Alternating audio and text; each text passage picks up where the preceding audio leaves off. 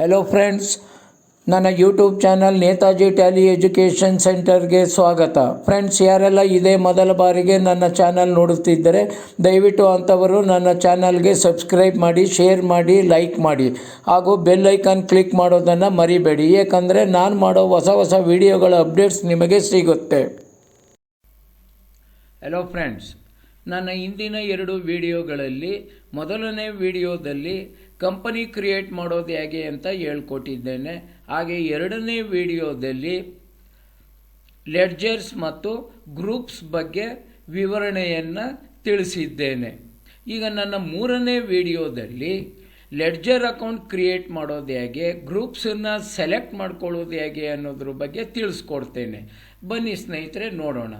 ಸ್ನೇಹಿತರೆ, ಈ ಒಂದು ಟ್ಯಾಲಿ ಪ್ರೈಮ್ ಟ್ಯುಟೋರಿಯಲ್ನಲ್ಲಿ ನಾನು ನಿಮಗೆ ಪ್ರಾರಂಭದಿಂದ ಹಿಡಿದು ಮುಕ್ತಾಯದವರೆಗೂ ನಿಮಗೆ ತಿಳಿಸ್ಕೊಡೋ ಒಂದು ಪ್ರಯತ್ನನ ಮಾಡ್ತಾ ಇದ್ದೀನಿ. ಅಂದರೆ ನಿಮಗೆ A to Z ಟೀಚ್ ಮಾಡಬೇಕು ಅಂತ ಬಯಸಿದ್ದೇನೆ. ಆದ್ದರಿಂದ ನಾನು ಮಾಡೋ ಪ್ರತಿಯೊಂದು ವಿಡಿಯೋಗಳನ್ನೂ ನೀವು ನೋಡ್ತಾ ಬಂದರೆ ನಿಮಗೆ ಟ್ಯಾಲಿ ಪ್ರೈಮ್ ಕಲಿಯೋದೇನು ಬಹಳ ಕಷ್ಟ ಆಗಲ್ದು. ಓಕೆ ಫ್ರೆಂಡ್ಸ್, ಈಗ ಬನ್ನಿ ನೋಡೋಣ ಟ್ಯಾಲಿ ಪ್ರೈಮ್ನಲ್ಲಿ ಕಂಪ್ನಿ ಕ್ರಿಯೇಟ್ ಮಾಡೋದು ಹೇಗೆ ಅಂತ. ಫ್ರೆಂಡ್ಸ್, ನಾನು ಈಗಾಗಲೇ ಒಂದು ಕಂಪ್ನಿ ಕ್ರಿಯೇಟ್ ಮಾಡಿದ್ದೀನಿ. ಈಗ ಲೆಡ್ಜರ್ ಅಕೌಂಟ್ಸನ್ನು ಶುರು ಮಾಡೋಣ. ಈಗ ಗೇಟ್ವೇ ಆಫ್ ಟ್ಯಾಲಿನಲ್ಲಿ ಕ್ರಿಯೇಟ್ ಅನ್ನೋ ಆಪ್ಷನನ್ನು ಸೆಲೆಕ್ಟ್ ಮಾಡಿ ಎಂಟರ್ ಬಟನ್ನ ಪ್ರೆಸ್ ಮಾಡಿ. ಇಲ್ಲಿ 3 ಹೆಡ್ಡಿಂಗ್ಸ್ ಇದೆ: accounting master, inventory master and statutory master. So ಈಗ ಇನ್ವೆಂಟ್ರಿ ಮಾಸ್ಟರಲ್ಲಿ ನಾವು ಲೆಡ್ಜರ್ ಆಪ್ಷನ್ನ ಸೆಲೆಕ್ಟ್ ಮಾಡ್ಕೋಬೇಕು. Select ledger, press enter. So ಈಗ ಲೆಡ್ಜರ್ ಖಾಲಿ ಸ್ಕ್ರೀನ್ ಈಗ ಓಪನ್ ಆಗ್ತು. ನಾನೀಗ ನಿಮಗೆ ಸುಮಾರು ಲೆಡ್ಜರ್ ಅಕೌಂಟ್ಗಳನ್ನು ಟೈಪ್ ಮಾಡಿ ಅವೆಲ್ಲ ಯಾವ್ಯಾವ ಗ್ರೂಪಿಗೆ ಬರುತ್ತೆ ಅಂತ ಟೈಪ್ ಮಾಡಿ ಇಲ್ಲಿ ಪವರ್ ಪಾಯಿಂಟಲ್ಲಿ ನಿಮ್ಗೆ ಸೇವ್ ಮಾಡಿ ಇಲ್ಲಿ ನಿಮಗೆ ತೋರಿಸ್ತಾ ಇದ್ದೀನಿ. ನೀವು ಬೇಕಾದರೆ ಅದನ್ನು ನೋಟ್ ಮಾಡ್ಕೋಬೋದು. ನಾನು ಒಂದೊಂದೇ ಕ್ಲಿಪ್ಪನ್ನು ಜಂಪ್ ಮಾಡ್ತಿದ್ದಾಗೆ ವಿಡಿಯೋನ ಪಾಸ್ ಮಾಡಿ, ಅಂದರೆ ನಿಲ್ಲಿಸಿ ನೀವು ನೋಟ್ ಮಾಡ್ಕೋಬೋದು. ಸಿಯರ್ list of ledgers and groups. Left hand side ledgers, right hand side ಅದು ಯಾವ ಗ್ರೂಪಿಗೆ ಬರುತ್ತೆ ಅಂತ. ಓಕೆ, ಈಗ ಮೊದಲನೇದು Suresh capital. Type Suresh capital under capital account CAP. Type 3 character of group name CAP highlight ಆಗುತ್ತೆ. ಆ ಥರ ಎಂಟರ್ ಮಾಡಿ. ಕಂಟ್ರೋಲ್ A ಹೊಡೆದ್ರೆ ಸೇವ್ ಆಗುತ್ತೆ. ಇಲ್ಲ ಎಂಟರ್ ಬಟನ್ನ ಪ್ರೆಸ್ ಮಾಡ್ತಾ ಅಕ್ಸೆಪ್ಟ್ ಅನ್ನೋ ಸ್ಕ್ರೀನ್ ಬರೋವರೆಗೂ ಪ್ರೆಸ್ ಮಾಡ್ತಾ ಹೋದರೆ ಸೇವ್ ಆಗುತ್ತೆ. ಸೊ ನೆಕ್ಸ್ಟ್ ಸುರೇಶ್ ಡ್ರಾಯಿಂಗ್ಸ್ ಇದು ಕೂಡ ಕ್ಯಾಪಿಟಲ್ ಅಕೌಂಟೇ. ಕಂಟ್ರೋಲ್ A ಹೊಡೆದ್ರೆ ಸೇವ್ ಆಗುತ್ತೆ. HDFC bank loan. ಸ್ನೇಹಿತರೆ, ಇದು ಬ್ಯಾಂಕ್ ಅಕೌಂಟ್ ಅಲ್ಲ, ನಿಮ್ಮ ಬಿಸ್ನೆಸ್ ಕರೆಂಟ್ ಅಕೌಂಟ್ ಅಲ್ಲ, ಇದು loan account. HDFC bank loan. ಬ್ಯಾಂಕವರು, ಫೈನಾನ್ಸ್ ಕಂಪ್ನಿಯವರು ಶ್ಯೂರಿಟಿ ಇಲ್ಲದೆ ಲೋನ್ ಕೊಡಲ್ಲ. ಅದರಿಂದ ಇದು ಸೆಕ್ಯೂರ್ಡ್ ಲೋನ್ ಗ್ರೂಪ್ಗೆ ಬರುತ್ತೆ. ಸೆಕ್ಯೂರ್ಡ್ ಲೋನ್ SEC ಹೈಲೈಟ್ ಆಯಿತು. ಎಂಟರ್ ಮಾಡಿ. Control A.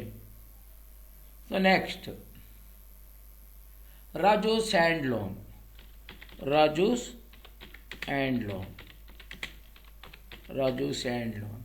ಸೊ ಇದು ಪರ್ಸನಿಂದ ತಗೊಂಡಿರೋದು. ಇದಕ್ಕೆ ಯಾವ ಟರ್ಮ್ಸ್ ಆ್ಯಂಡ್ ಕಂಡೀಷನ್ ಏನೂ ಇಲ್ಲ. ಅದರಿಂದ ಇದರ group unsecured loan. UN press ಮಾಡಿ ಹೈಲೈಟ್ ಆಗುತ್ತೆ. ಎಂಟರ್ ಮಾಡಿ. Control A. ಫ್ರೆಂಡ್ಸ್, ಈ HDFC bank loan secured loan ಅಂತ ಇದೆಯಲ್ಲ, ನಾನಿಲ್ಲಿ ಟೈಪ್ ಮಾಡೋದು ಮರ್ತಿದ್ದೇನೆ.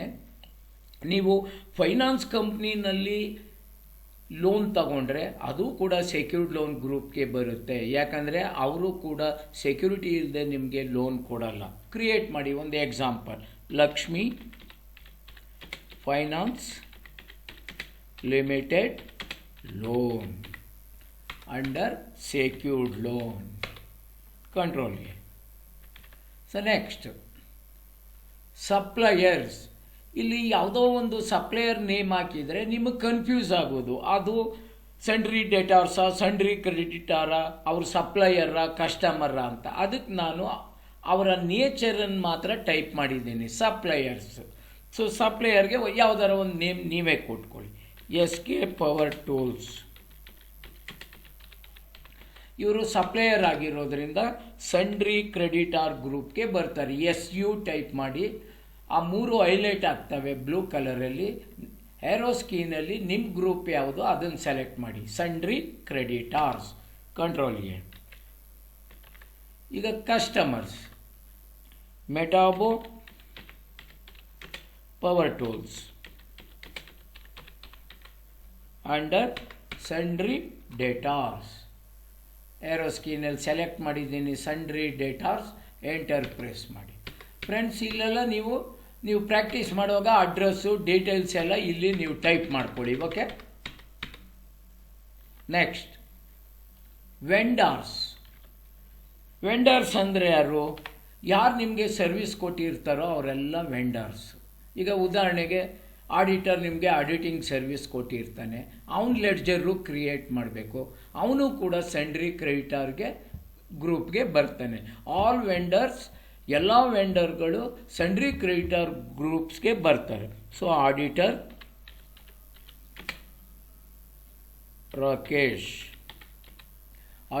Rakesh under sundry creditors. Next purchase account, purchase at 18% under purchase account. Friend, ಈ 18% ಇದೆಯಲ್ಲ, ಇದು GST ಸ್ಲ್ಯಾಬ್ ರೇಟ್. GSTನಲ್ಲಿ 4 ಸ್ಲ್ಯಾಬ್ ರೇಟ್ ಬರುತ್ತೆ. ಒಂದು 5%, ಒಂದು 12%, ಒಂದು 18%, ಒಂದು 28%. ಸೊ ನಾನಿಲ್ಲಿ 18% ನಿಮಗೆ ತೋರಿಸೋದಕ್ಕೆ ಎಕ್ಸಾಂಪಲಿಗೆ ತಗೊಂಡಿದ್ದೀನಿ. ಸಪೋಸ್ ಪರ್ಚೇಸ್ ಅಟ್ 28% ಅಂದರೂ ಅದು ಪರ್ಚೇಸ್ ಅಕೌಂಟೆ. ಓಕೆ, ಕನ್ಫ್ಯೂಸ್ ಬೇಡ. Is GST applicable? Set alter GST detail, yes. Nature of transaction, ಇದು ವೆರಿ ಇಂಪಾರ್ಟೆಂಟ್. ಇಲ್ಲ ಅಂದರೆ GST ಕ್ಯಾಲ್ಕುಲೇಟ್ ಆಗಲ್ಲ. ಪರ್ಚೇಸ್ ಅಟ್ 18% ಯಾವ ನೇಚರ್ ಆಫ್ ಟ್ರಾನ್ಸಾಕ್ಷನ್ಗೆ ಬರುತ್ತೆ ಅಂದರೆ ಪರ್ಚೇಸ್ ಟ್ಯಾಕ್ಸಬಲ್. ಲಾಸ್ಟಲ್ಲಿದೆ ನೋಡಿ, purchase taxable. Integrated tax 18%, accept. Control A, goods, control A. ಹಾಗೆ purchase return at 18%.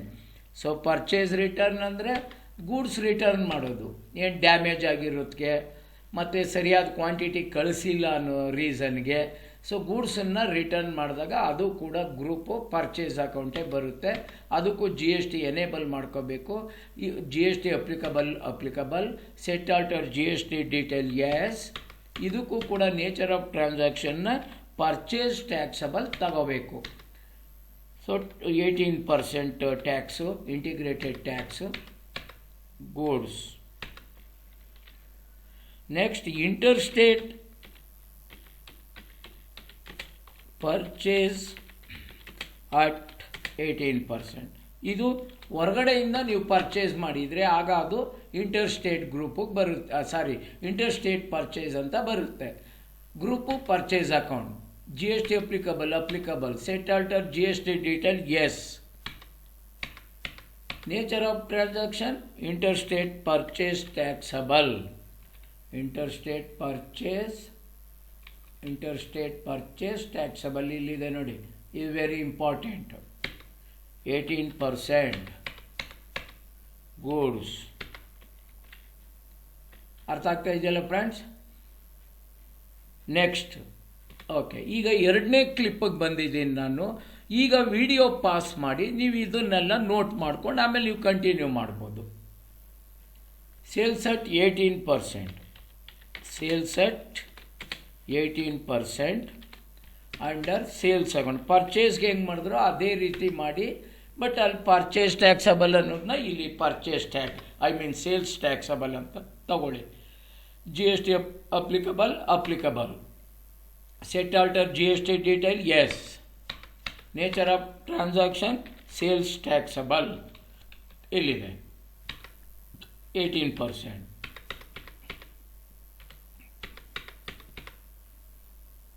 So next sales return at 18%. Under sales account, GST applicable, set alter GST detail yes, sales taxable 18%. Control A. Okay. Next, interstate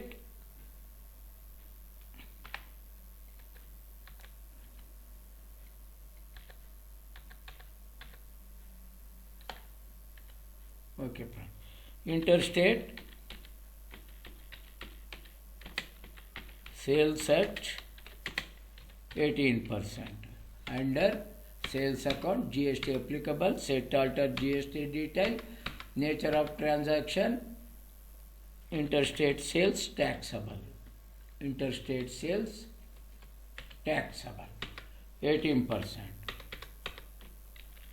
Goods, control A. ಈಗ input CGST at 9%. Under duties and taxes, ಈಗ group ಬದಲಾವಣೆ ಆಗುತ್ತೆ.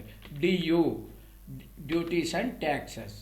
Type of duties slash tax, GST. Tax type CGST ಅಂದರೆ central goods service tax, ಅದರಿಂದ ಇಲ್ಲಿ central tax ಅಂತ ತಗೊಳ್ಳಿ. Percentage ನೀವೇನು ಕೊಡೋಕ್ಕೆ ಹೋಗಬೇಡಿ. Next, input SGST at 9%. Under duties and taxes, type of duty slash tax, GST. Tax type, state tax, accept. Input cess at 5%.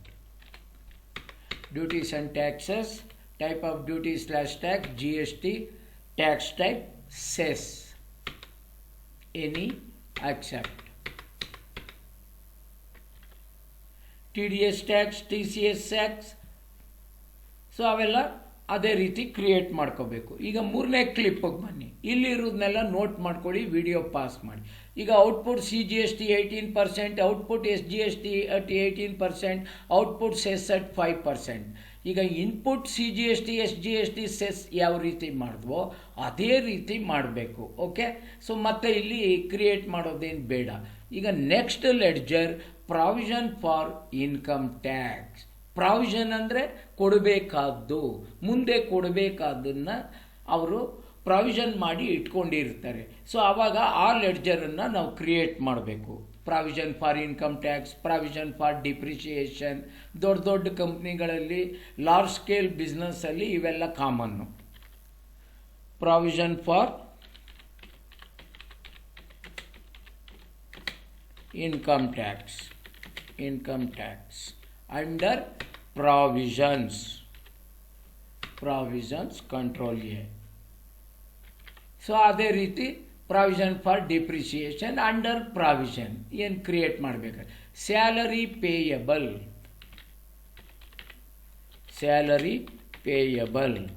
Friends, salary ಅನ್ನೋದೇ ಬೇರೆ, salary payable ಅನ್ನೋದೇ ಬೇರೆ. Okay, salary payable current liability ಅಂದರೆ ಕೊಡಬೇಕಾದ ಸಂಬಳ, ಅದು current liability. ಬಿಸ್ನೆಸ್ಗೆ ಅದು liability ಆಗುತ್ತೆ. Control A.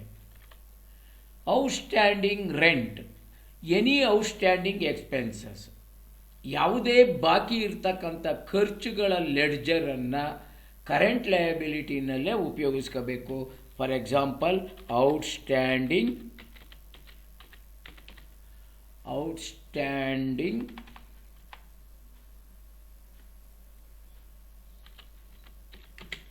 Rent. Suppose building ಬಾಡಿಗೆ ಕೊಟ್ಟಿಲ್ಲ ಅಂದರೆ ನೀವು ಅಲ್ಲಿ ತೋರಿಸ್ಬೇಕು, ಇಲ್ಲ ಅಂದರೆ ಔಟ್ಸ್ಟ್ಯಾಂಡಿಂಗ್ ಬ್ಯಾಲೆನ್ಸ್ ಎಷ್ಟದೆ ಅಂತ ಏನೂ ಗೊತ್ತಾಗಲ್ಲ. Current liability.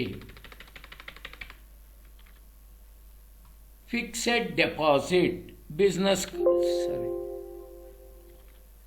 ಬಿಸ್ನೆಸ್ ಕಡೆಯಿಂದ ಯಾವುದಾದ್ರು ಫಿಕ್ಸೆಡ್ ಡೆಪಾಸಿಟ್ ಮಾಡಿದರೆ ಯಾವುದಾದ್ರೂ ಬ್ಯಾಂಕಲ್ಲಿ, ಆ ಲೆಡ್ಜರ್ನ ಕ್ರಿಯೇಟ್ ಮಾಡಿ deposits and within bracket asset ಆ ಗ್ರೂಪನ್ನು ನೀವು ಸೆಲೆಕ್ಟ್ ಮಾಡ್ಕೋಬೇಕು. ಅದೇ ನೀವು ಬೇರೆಯವ್ರು ತಾವು ಡೆಪಾಸಿಟ್ ತಗೊಂಡಿದ್ರೆ that is liability, current liability. Rental security deposits, ಅದು ಕೂಡ deposits within bracket. Rental security deposits ಅಂದರೆ ಏನು? ಬಿಲ್ಡಿಂಗ್ಗೆ ಅಡ್ವಾನ್ಸ್ ಕೊಟ್ಟಿರ್ತಿರಲ್ಲ, ಅದನ್ನು ರೆಂಟಲ್ ಸೆಕ್ಯೂರಿಟಿ ಡೆಪಾಸಿಟ್ ಅಂತ ಕರೀತಾರೆ. Current account very very important. Current account ಎಲ್ಲಿ ಓಪನ್ ಮಾಡ್ತೀರಾ? ಬ್ಯಾಂಕಲ್ಲಿ. ಈಗ ನಾನು ಫಾರ್ ಎಕ್ಸಾಂಪಲ್ ಇಲ್ಲಿ ಕೆನರಾ ಬ್ಯಾಂಕ್ ಅಂತ ಟೈಪ್ ಮಾಡಿಬಿಟ್ಟು ಇಲ್ಲಿ ಬ್ಯಾಂಕ್ ಅಕೌಂಟ್ ಅಂತ ಹಾಕಿದರೆ ನಿಮಗೆ ಕನ್ಫ್ಯೂಷನ್ ಸ್ಟಾರ್ಟ್ ಆಗೋದು. ಕೆನರಾ ಬ್ಯಾಂಕ್ ಅಕೌಂಟ್ ಗ್ರೂಪಿಗೆ ಬಂದದೆ ಅಂದ್ಬಿಟ್ಟು ನೀವೇನು ಮಾಡ್ತೀರಾ, ಲೋನ್ ಅಕೌಂಟನ್ನು ಬ್ಯಾಂಕ್ ಅಕೌಂಟ್ಗೆ ಹಾಕ್ಬಿಡ್ತೀರಾ. ಅದಕ್ಕೆ ನಾನು ಹೆಡ್ಡಿಂಗ್ ಮಾತ್ರ ಮಾಡಿರೋದು. ಈಗ ಫಾರ್ ಎಕ್ಸಾಂಪಲ್ ನಿಮ್ಮ ಬಿಸ್ನೆಸ್ ಕರೆಂಟ್ ಅಕೌಂಟನ್ನು ಕೆನರಾ ಬ್ಯಾಂಕಲ್ಲಿ ನೀವು ಓಪನ್ ಮಾಡಿದರೆ ಕೆನರಾ ಬ್ಯಾಂಕ್ ಲೆಡ್ಜರ್ನ ಕ್ರಿಯೇಟ್ ಮಾಡ್ಕೊಳ್ಳಿ, ಬ್ಯಾಂಕ್ ಅಕೌಂಟ್ ಗ್ರೂಪನ್ನು ಸೆಲೆಕ್ಟ್ ಮಾಡ್ಕೊಳ್ಳಿ. Control A. ಇಲ್ಲೆಲ್ಲ ಬ್ಯಾಂಕ್ ಅಕೌಂಟ್ IFSC ಕೋಡ್ ಅವೆಲ್ಲ ನೀವು ಪ್ರಾಕ್ಟೀಸ್ ಮಾಡುವಾಗ ಟೈಪ್ ಮಾಡ್ಕೊಳ್ಳಿ. ನೆಕ್ಸ್ಟ್ ಈಗ ನಾನು ನೆಕ್ಸ್ಟ್ ವಿಡಿಯೋ ಕ್ಲಿಪ್ಪಿಗೆ ಬಂದೆ, ಇದನ್ನು ನೋಟ್ ಮಾಡ್ಕೊಳ್ಳಿ. ಬ್ಯಾಂಕ್ ಓವರ್ ಡ್ರಾಫ್ಟ್ 2 ಗ್ರೂಪ್ ಇದೆ, bank OD or bank OCC. Bank OD ಅಂದರೆ ಮಾಮೂಲಿ ಓವರ್ ಡ್ರಾಫ್ಟ್ ತಗೊಳ್ಳೋದು ನಾರ್ಮಲ್ ಗ್ರೂಪ್. ಬ್ಯಾಂಕ್ OCC ಅಂದರೆ ಎವ್ರಿಡೇ OD ತಗೊಳ್ಳೋದಕ್ಕೆ ಬ್ಯಾಂಕ್ OCC ಅಂತಾರೆ, but both are same. Bank over draft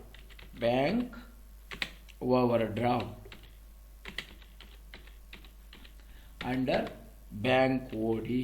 ನೋಡಿ, ಬ್ಯಾಂಕ್ OCCನೂ ಅದೇ, ಬ್ಯಾಂಕ್ ODನೂ ಅದೇ, ಯಾವುದಾದ್ರೂ ತಗೊಳ್ಳಿ. Control A. Next computer, printer, furniture, plant and machinery, electrical fittings, vehicles, telephone instrument, land and building, refrigerator, ಇವೆಲ್ಲ ಒಂದೇ ಗ್ರೂಪಿಗೆ ಬರುತ್ತೆ.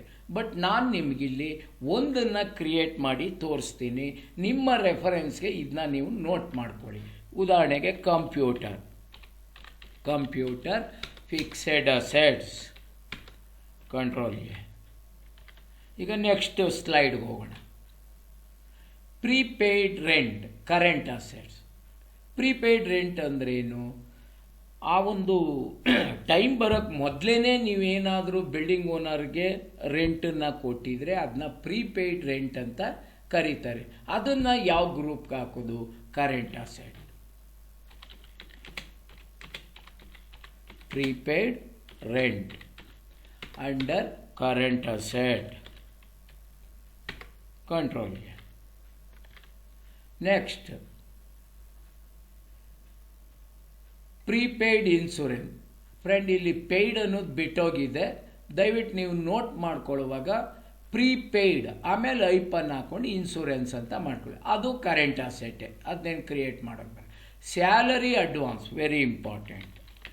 Salary advance under loans and advances within bracket asset.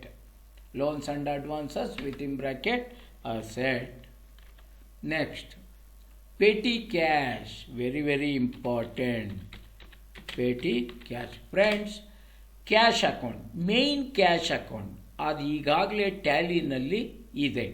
ನೀವು cash ಅಕೌಂಟನ್ನು ಕ್ರಿಯೇಟ್ ಮಾಡಬಾರ್ದು.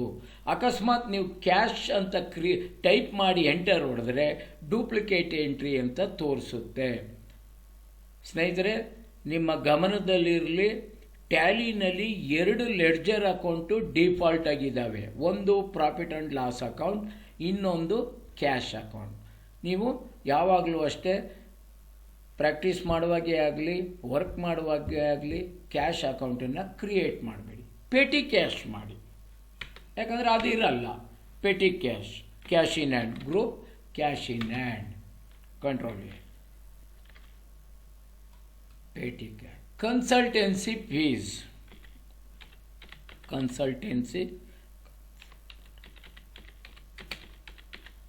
ಏನು ಕನ್ಸಲ್ಟೆನ್ಸಿ ಫೀಸ್ ಅಂದರೆ doctor fees, auditor fees, lawyer fees, technician fees, architect fees, ಇವೆಲ್ಲ one ವರ್ಡಲ್ಲಿ ಒಂದು ಲೆಡ್ಜರ್ ಒಂದು ಟೈಟಲಲ್ಲಿ ಕನ್ಸಲ್ಟೆನ್ಸಿ ಫೀಸ್ ಅಂತ ಬರುತ್ತೆ.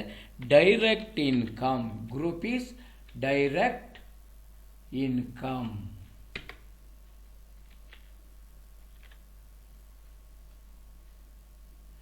ಲೇಬರ್ ಚಾರ್ಜಸ್ ಇದು ಡೈರೆಕ್ಟ್ ಎಕ್ಸ್ಪೆನ್ಸಸ್. ಸೆಲೆಕ್ಟ್ ಮಾಡ್ಕೊಳ್ಳಿ ಡೈರೆಕ್ಟ್ ಎಕ್ಸ್ಪೆನ್ಸಸ್. ಫ್ರೈಟ್ ಇನ್ವಾರ್ಡ್ ಅದು ಕೂಡ ಡೈರೆಕ್ಟ್ ಎಕ್ಸ್ಪೆನ್ಸಸ್. ಇದನ್ನು ಹೆಂಗೆ ಕ್ರಿಯೇಟ್ ಮಾಡಿದ್ರು ಅದನ್ನು ಅದೇ ರೀತಿ ಮಾಡಿ. Discount received, rent received, commission received ಈ ಮೂರು ಒಂದೇ ಗ್ರೂಪಿಗೆ ಬರುತ್ತೆ. ನಾನು ಒಂದನ್ನು ಮಾಡಿ ತೋರಿಸ್ತೇನೆ. ಡಿಸ್ಕೌಂಟ್ ರಿಸೀವ್ಡ್, ಇಂಡೈರೆಕ್ಟ್ ಇನ್ಕಮ್,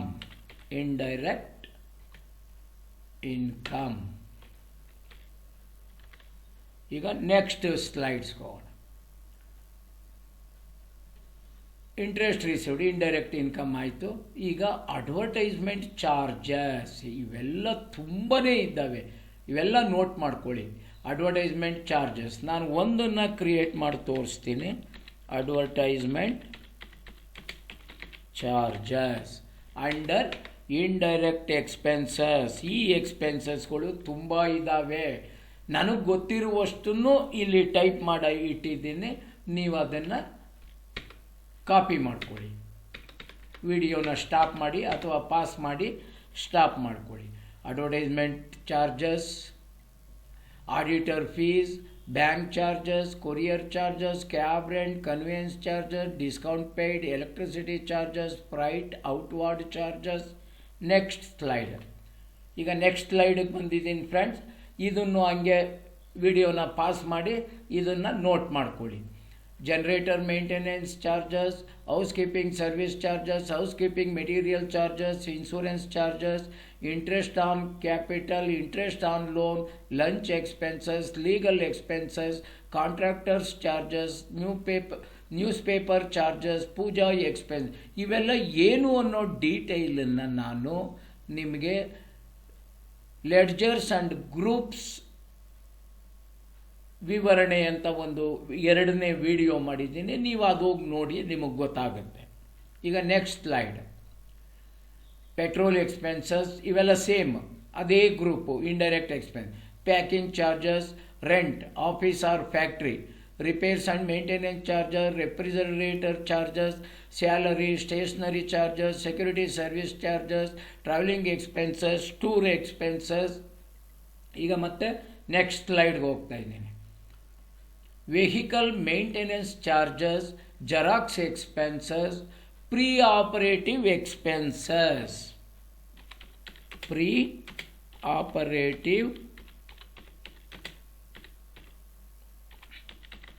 ನಾನು ಅವೆಲ್ಲ ಯಾಕೆ ಕ್ರಿಯೇಟ್ ಮಾಡಿಲ್ಲ ಅಂದರೆ ಅವೆಲ್ಲ ಒಂದೇ ಗ್ರೂಪಿಗೆ ಬರುತ್ತೆ. ಸೊ ಒಂದನ್ನು ಕ್ರಿಯೇಟ್ ಮಾಡೋದು ನೋಡಿಕೊಂಡ್ರೆ ಉಳಿದದನ್ನ ಮಾಡೋದು ನಿಮಗೆ ಗೊತ್ತಾಗುತ್ತೆ.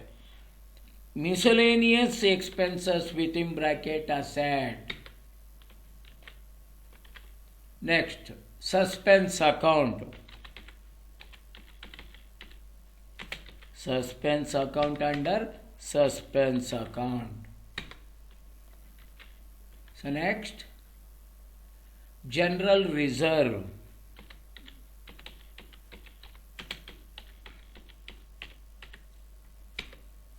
Under reserves and surplus. Last one, retained earnings. ಅದು ಕೂಡ ರಿಸರ್ವ್ಸ್ ಆ್ಯಂಡ್ ಸರ್ಪ್ಲಸ್ ಅಲ್ಲೇ ಬರುತ್ತೆ. ಬಟ್ ಗ್ರೂಪ್ ರಿಟೈನ್ಡ್ ಅರ್ನಿಂಗ್ಸ್ ಅಂತ ಇದೆ. ಬಟ್ ನೀವು ರಿಟೈನ್ಡ್ ಅರ್ನಿಂಗ್ಸ್ ಗ್ರೂಪನ್ನು ತಗೊಂಡ್ರೆ ಅದು ರಿಸರ್ವ್ಸ್ ಆ್ಯಂಡ್ ಸರ್ಪ್ಲಸ್ ಅಂತಲೇ ಬರುತ್ತೆ. ಬೇಕಿದ್ರೆ ನೋಡಿ, ledger name retained earnings. Under retained earnings C ನೋಡಿ, ರಿಸರ್ವ್ಸ್ ಆ್ಯಂಡ್ ಸರ್ಪ್ಲಸ್ಸೇ ಬರುತ್ತೆ. ಬಟ್ ಮೀನಿಂಗ್ ಎರಡೂ ಒಂದೇನೆ. ಸೊ ತಲೆ ಕೆಡಿಸ್ಕೊಬೇಡಿ ಫ್ರೆಂಡ್ಸ್. ಇದುವರೆಗೂ ಲೆಡ್ಜರ್ ಅಕೌಂಟ್ ಕ್ರಿಯೇಟ್ ಮಾಡೋದು ಹೇಗೆ ಅನ್ನೋದನ್ನು ತಿಳ್ಕೊಂಡ್ರಿ. ನನ್ನ ಮುಂದಿನ ವಿಡಿಯೋದಲ್ಲಿ ವೋಚರ್ ಎಂಟ್ರೀಸ್ ಮಾಡೋದು ಹೇಗೆ ಅನ್ನೋದನ್ನು ನಾನು ತಿಳಿಸ್ಕೊಡ್ತೀನಿ. ಸೊ ಈಗ ನಾನು ಏನು ನಿಮಗೆ ಪವರ್ ಪಾಯಿಂಟಲ್ಲಿ ಟೈಪ್ ಮಾಡಿಟ್ಟಿದ್ದೆ ಅದನ್ನು ವಿಡಿಯೋ ಪಾಸ್ ಮಾಡಿ ನೀವು ನೋಟ್ ಮಾಡ್ಕೊಳ್ಳಿ. ಯಾಕಂದರೆ ಅದು ನಿಮಗೆ ಲೈಫ್ ಲಾಂಗ್ ಬರುತ್ತೆ. ನೀವೆಲ್ಲಾದರೂ ಹೊಸದಾಗಿ ಕೆಲಸಕ್ಕೆ ಸೇರಿದ್ರಿ, ಯಾವುದೋ ಒಂದು ಹೊಸ ಲೆಡ್ಜರ್ ಬತ್ತು, ಕ್ರಿಯೇಟ್ ಮಾಡೋದು ಗೊತ್ತಾಗಲಿಲ್ಲ, ಗ್ರೂಪ್ ಯಾವುದು ಗೊತ್ತಾಗಲಿಲ್ಲ, ಸೊ ಆವಾಗ ಅದನ್ನು ರೆಫರ್ ಮಾಡಿದ್ರೆ ನಿಮಗೆಲ್ಲನೂ ಗೊತ್ತಾಗುತ್ತೆ. ಓಕೆ ಫ್ರೆಂಡ್ಸ್, ದಯವಿಟ್ಟು ಯಾರ್ಯಾರು ಸಬ್ಸ್ಕ್ರೈಬ್ ಆಗಿಲ್ವೋ ನಮ್ಮ ಚಾನಲ್ಗೆ ದಯವಿಟ್ಟು ಸಬ್ಸ್ಕ್ರೈಬ್ ಆಗಿ, ಶೇರ್ ಮಾಡಿ, ಲೈಕ್ ಮಾಡಿ. ನನ್ನ ವಿಡಿಯೋ ನೋಡಿದ್ದಕ್ಕೆ ನಿಮಗೆ ತುಂಬ ಧನ್ಯವಾದಗಳು.